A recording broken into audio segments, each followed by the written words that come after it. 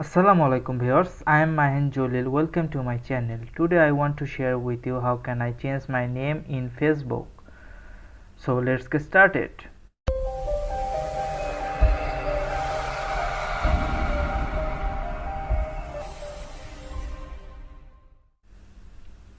First we have to go a browser. Then we have to type for facebook.com.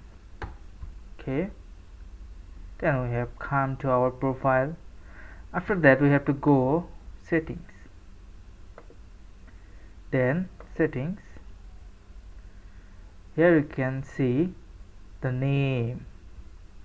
In general settings you can see name, there is Mahian Jalil. Now you click on edit, then you can change your name what you want. I giving Atik.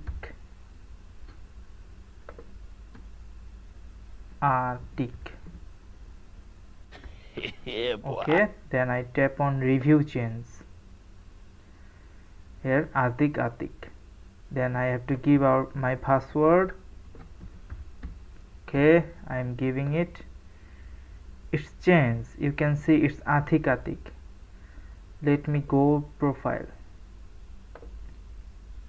You can see it's Atik.